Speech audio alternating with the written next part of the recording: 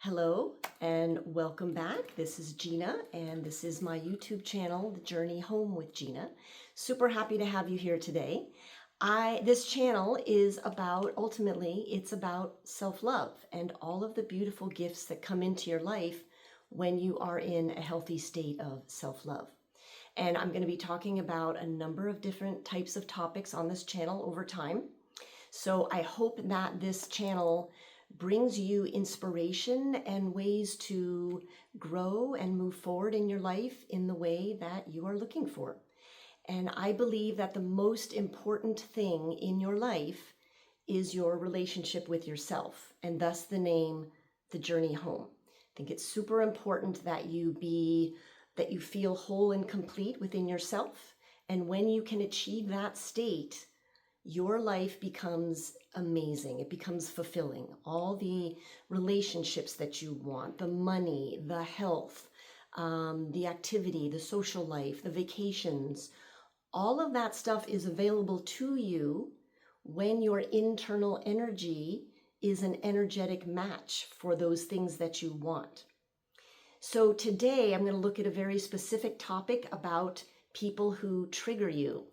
And we've all incurred people who trigger us in our lives. It's very uncomfortable, and we get really unhappy with another person on a very specific issue.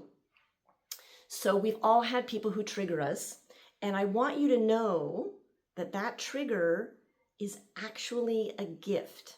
And I know that if you hear that for the first time, you might think, what? How can someone who irritates me be a gift? Well, that's what I want to talk about today. So we're going to start with what am I talking about in this moment when I say someone who triggers you?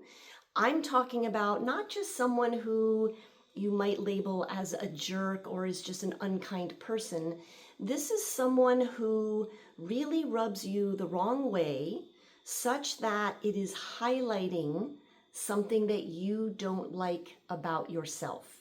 And a trigger, like I said, it's not just someone who behaves poorly. It is someone who might be behaving perfectly, normally, kindly, but something about them makes you, I can't stand this person, right? Like it's that, that saying, don't hate me because I'm beautiful. That person who is beautiful and has the perfect body and wears all the right clothes might make you feel unattractive in some way.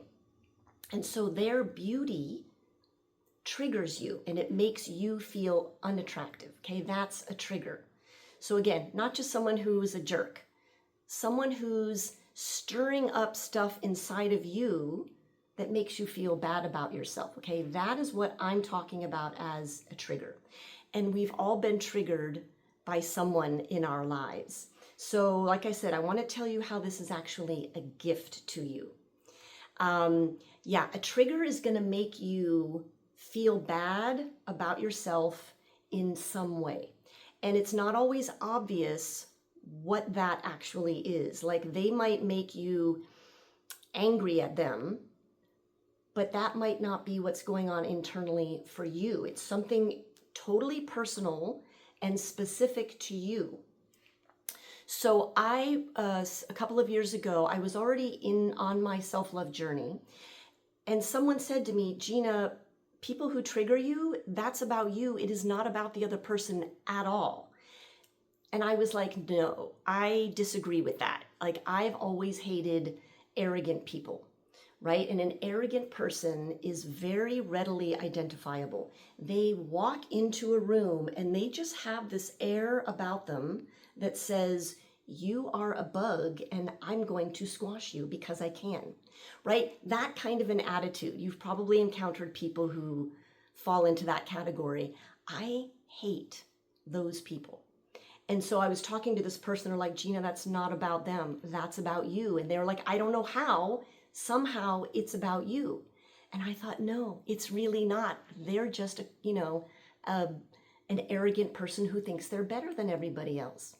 But I took this person to heart and said, okay, I'm actually going to go take a look at this issue within myself. And I don't need to give you the whole story. I took some time to really think about this, and I reviewed what I would say if I was describing an arrogant person and I would be complaining to someone about this arrogant person.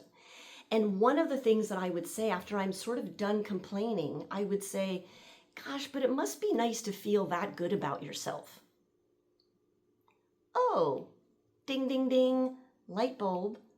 That's what it was for me.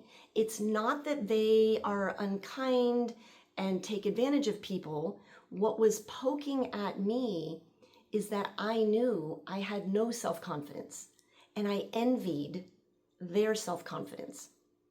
Now we know that people who are arrogant are not actually self-confident, right? That is a mask for their insecurities.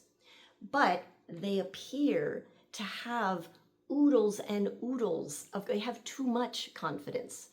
And that poked at my emotional wound that knows I don't feel good about myself. So an arrogant person made me feel very, very, very small. And that was the trigger. But I had to do a little bit of work at figuring out, well, what is it about this person that bothers me? So it's not always an obvious answer, right? I didn't dislike arrogant people because I was arrogant. I disliked arrogant people because they had too much of what I had nothing of. So I was sitting in lack of confidence. And that's a great example of a trigger that they're highlighting for me. They're mirroring to me, they're showing me, Gina, you don't feel confident. But it didn't come across that way to me. And that's where the work is involved, is to, you got to do a little detective work and figure out, why is this person bothering me so much? And then once you figure that out, then you have to put in some effort to, in my case, to build confidence.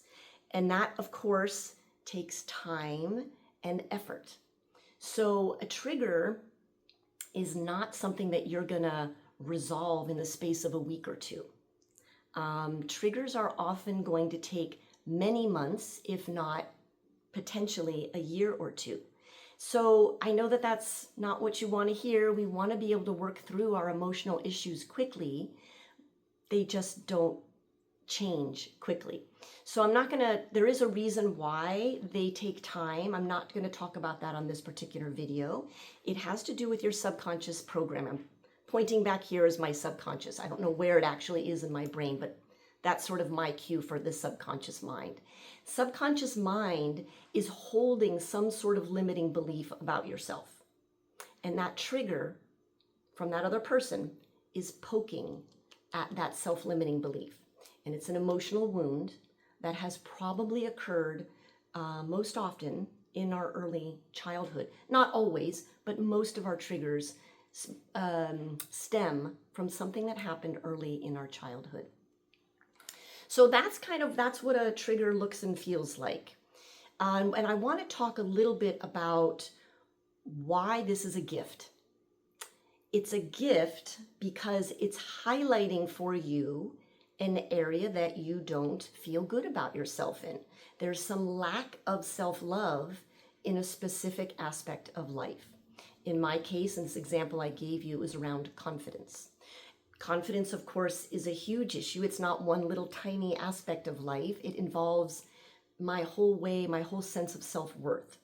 So I took a couple of years. I've been working at self-love for 5 years. I've made huge progress. There's always more work to do, but I've made huge progress in this area. And one thing I can say now, that I rarely notice arrogant people anymore. I'm sure they're still out there, but when I encounter them, they're not poking at my wound because I'm not going to say 100% healed that wound, but I've made a lot of progress in healing that wound. So now they're not poking at me anymore. And now I see the insecurity that they have. I see someone and I notice, they're masking and insecurity. It no longer pokes at me. And I try not to have negative judgment about them. I try to just be as considerate to them as I would and respectful as I would to anybody. But I just quietly within myself note, oh, okay, they've got an insecurity there. And that's okay. That is their issue to work through. But back to the gift. The gift is that this person is highlighting this for you. They're saying, here's an area where you don't feel great about yourself. And if you choose to work on that issue, there is a very beautiful gift at the end of that road. And your soul is not going to tell you what the specific issue is and what the benefit's going to be for you at the end of the road. It's just going to have this other person poke at you a little bit where it hurts, right? It's an emotional wound we're talking about, not a physical wound like a cut, which heals itself. An emotional wound does not heal until you give it its proper attention. And the gift is that they are saying, hey, here's this wound that you're probably not aware of. And you can choose to work on that wound or not. Nobody's going to force you to work on that. But if you don't work on what that wound is, you're going to continue to sit, on the one hand, you're going to continue to sit in your discomfort, in your whatever it is you're experiencing, anger, frustration, resentment for this other person. You're going to continue to experience that with that person and with anyone else who's displaying the same type of behavior that's triggering you. So it's a choice. You can sit with that discomfort, and that's totally okay. There's nothing wrong with sitting with that. And it's easy to sit with that discomfort and just blame the other person and say, well, they're just a jerk and I don't like them. It's very easy to do that. And it's totally okay. If you're not willing or ready to take a look at this wound, that's fine. You don't have to. Nobody's going to force you to. But that trigger will continue to bother you throughout your life until you choose to take a look at it. So that's one choice, is to continue in your misery, or you can choose a more loving path, which is to take advantage of this opportunity that this person who's triggering you is posing you with, this opportunity to heal and to find more fulfillment in your life. And that's the beauty of it. When you heal an emotional wound, which usually involves a self-limiting belief, when you heal that, you unlock expansion in your life. You're going to grow. And in that growth, in that expansion, is where you're going to find the things in your life that are more fulfilling to you. So you can think of, we're in our comfort zone. And I'm in my comfort zone, and I have my self-limiting beliefs that keep me in this comfort zone. And if I'm not happy with my life the way it is, again, the health, the money, the relationships, the romantic love, the social life, if I'm not happy with my life, it is entirely because I am limiting myself at being able to explore, greater aspects of life that will lead me to the things that I actually want. So I'm in my comfort zone and I feel safe here. That's why it's called a comfort zone. I feel safe here, and the borderline of that comfort zone are my self-limiting beliefs. Like I've put myself in a cage. And the only way I can find the fulfillment that I'm looking for that does not exist in my current comfort zone is to break through those self-limiting beliefs. And this person who's triggering me is presenting me with an opportunity to break through one or more of my self-limiting beliefs. And if I choose to take the time to walk through that doorway, guess what I'm going to find? More fulfillment, more love of self. I'm going to be happier and more fulfilled in my life. Now, any one trigger, you don't know specifically what that's going to bring you, but there is a gift at the end of that pathway, right? Your soul is not going to say, Gina, go to 329 Main Street in Hackensack, New York, wherever. Okay, Hackensack, New York. I think that's a place. They're not going to tell you go there and there's going to be a package on that doorstep that's got $1 million in it. So go there and find it and you'll be happy. That's not how life works. That's not how we develop mastery, how we grow, right? Instead, your soul is going to go, psst. And you have to figure out how to move in the direction that it's pointing you, and where is the end destination? How do I find my way? I don't know. That's the journey. That's the self-love journey. And if you choose to go on that path, there is going to be a gift. If you reach the end of that road, if you walk through that doorway and find the end destination, if you heal that wound, there is a very beautiful gift for you at the end of that journey. And it involves you being fulfilled in your life. You figuring out how to earn twice the income that you have, or you opening up to a healthy romantic love relationship, etc.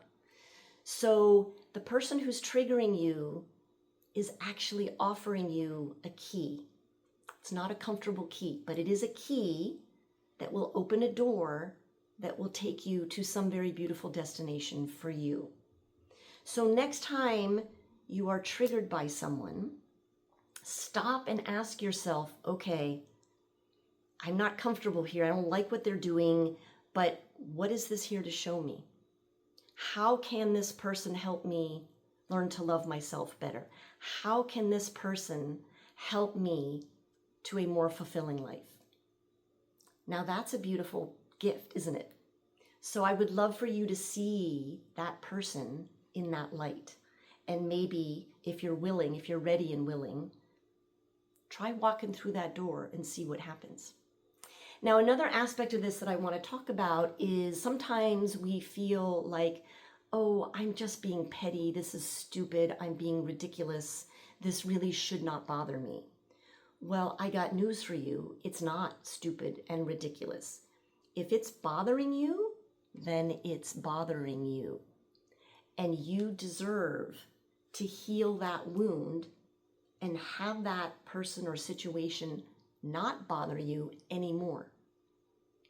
That's a great feeling.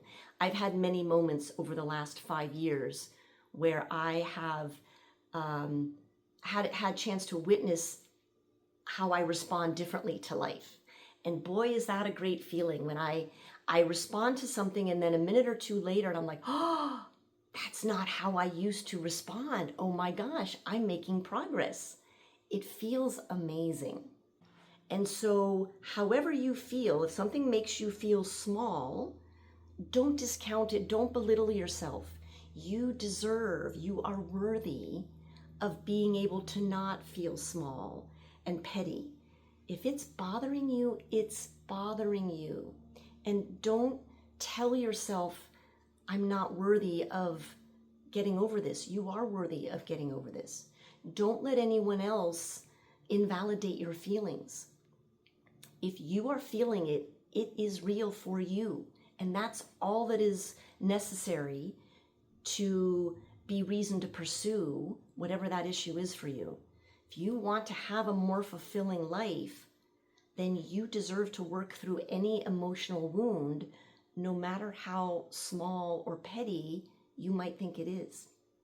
So I'll give you another example. I have a person in my life that is, I don't want to identify who this person is, so I'm going to call this person Bob. So Bob is in my life and I have no choice about Bob. This is through family. And Bob decided, before they ever met me, they decided they weren't going to like me. And I have no idea why. From the first moment I met this person, I tried to be kind and hello, nice to meet you, welcome to the family, kind of a thing. And they put up this very cold, icy wall. And it was very clear they wanted nothing to do with me. Okay, I understand that had nothing to do with me. That's about them. They have their own wound And I don't know what it is about my position in the family that triggers them, but there it is. And I can't do anything about that. It's none of my business. But I rarely see this person in person. And when I do, it's just a very quick, hello, how are you? And that's it. It's a very quick exchange. But this year, relatively recently, we were at 2 in-person events at the same time, and the 2 events were within just a couple weeks of each other. And what I noticed about myself, and this is where I'm saying this was like, it seemed silly to me. I noticed that I wanted to dress really nicely because this person was going to be there. I wanted to look sharp, fashionable, and I wanted to look my best on some level for this person. And I can't explain why. And I even said to myself a couple of times, why do I even care? This is silly. But there it was. I needed to feel superior to this person on some level. And so there's something there for me to take a look at. The other way this showed up is after the 2 events, I was playing a little game on my phone, little word game, and I started to, I bet you I could probably beat the other person. I could beat Bob at this game.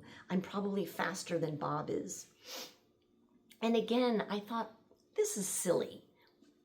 It means nothing. Why do I even care if I were better than Bob at this game, right? Very silly. But because I'm self-aware, I had to acknowledge for myself, okay, there's something here.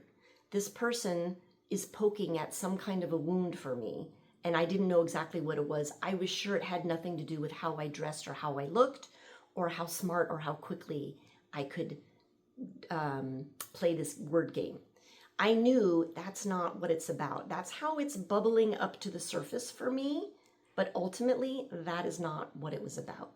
So I spent a little time and I understood it reverts back to some 2 very specific painful childhood memories that I have where I was made to feel completely worthless. I'm not lovable. There's something wrong with me. And that's what Bob's presence is poking at for me. Now, again, I've been working at this. I've made a lot of success. So this Bob's presence in my life is a small poking, but there's something that's still there. So even though it seems silly, the specific way it was bubbling up for me seems silly to me, but it's not. Something is still bothering me. Something still wants to be healed. And that's an important point right there. Something inside of you, when someone triggers you, you have something that wants to be healed.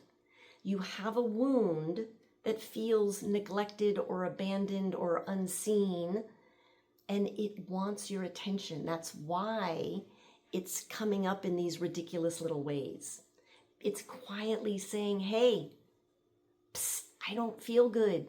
I need your love and attention. And when we heal this wound together, we're going to feel more free and fulfilled in life. So don't discount your feelings. Those feelings are telling you something very, very important. And it's not always obvious what it is. You may have to do a little detective work. But if you put in the time and effort and trust yourself, listen to yourself on how to work through it and what the problem actually is for you, I guarantee you, if you put in the time and effort and heal that wound, there is a very big gift waiting for you at the end of that journey. So I would really love it for you if next time you're triggered by someone, acknowledge that they are trying to give you a key that can take you somewhere beautiful. And that key is just opening a door. You have to walk through it and do all the work. But that key is an opportunity to heal something inside of you that will end up giving you some very beautiful benefits. So it's a lot of work, it's a lot of time, it's not an easy road, it's not always comfortable, but I can tell you from my experience, it is well worth the trouble of figuring out what that issue is, how can I work through it? How can I love myself more? And eventually you will end up freeing yourself from some self-limiting belief that isn't actually true. You can break through that, expand your life, and, have growth and work toward mastery of whatever that issue is for you. And I guarantee that that's going to bring you some very beautiful benefits in your life. All right, so I think that's everything I wanted to talk about with regard to triggers. So next time, oh, I know, I did have one other thing. What I like to do with this Bob in my life, when I notice Bob is creeping up into my subconscious, I will just, within myself, send Bob some gratitude. Thank you for highlighting this issue for me, because it's helping me learn and grow, and I appreciate that.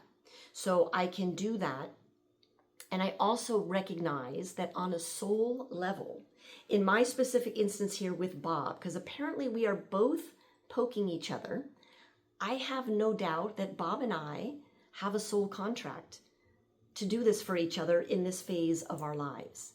I'm poking at Bob because Bob wants nothing to do with me, and that's not about me. Bob decided that before they ever met me, that they did not want to have anything to do with me. I'm poking my presence, my existence is poking at some emotional wound that Bob has. I have no way of knowing what that is. It's not for me to figure out. That's for Bob. But I know that our souls have an agreement to help each other out in this way. And that's a very beautiful exchange. And I sincerely hope that Bob heals whatever is going on inside of them. I hope they heal that and that they can stop suffering in whatever way they're suffering. I don't want anyone to suffer. Wouldn't it be nice if we could all work through our emotional wounds and not suffer at all emotionally? That would be fabulous. So I thank and I send my gratitude to Bob, and I thank their soul for helping me, for highlighting this area within myself that I am not apparently entirely happy with, and that they're helping me work towards mastery of self-love. And that's a very beautiful gift. It's a beautiful gift to receive from someone who wants nothing to do with me, right? How beautiful is that? And I don't have to have any issues with that. I can just be grateful. Thank you, Bob. I send you healing and love. I hope that you heal, and thank you for helping me heal myself. So I would love it if that's how you could approach someone who triggers you. All right, thanks for listening, and I hope to see you again really soon. Take care.